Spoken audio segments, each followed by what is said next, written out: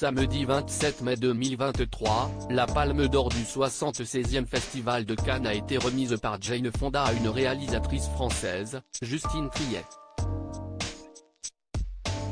Émue de voir son film Anatomie d'une chute sacrée, la cinéaste a profité de cette exposition médiatique très forte pour faire passer un message. Deux femmes sacrées à la suite, du jamais vu au Festival de Cannes. Ce samedi 27 mai 2023, Justine Triet a succédé à Julia Ducournau en décrochant la Palme d'Or pour son film Anatomie d'une chute, au terme d'une cérémonie de clôture orchestrée sobrement par Chiara Mastroianni et marquée par une grosse bourde d'Anaïs de Moustier. Celui-ci faisait partie des favoris.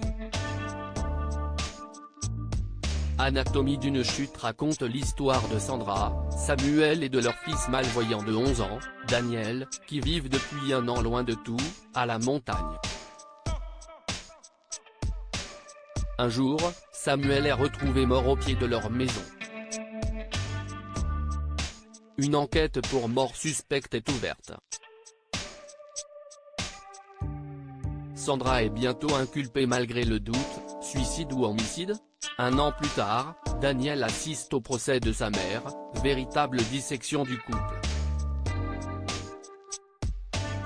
Émue de décrocher la Palme d'Or tant convoitée, Justine Triet a bien évidemment débuté son discours par des remerciements.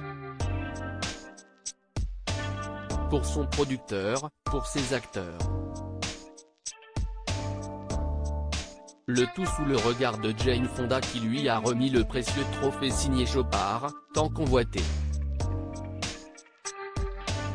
Justine Triet a profité de l'immense exposition médiatique dont elle bénéficiait pour s'adresser aux responsables politiques et cibler plus précisément la réforme des retraites.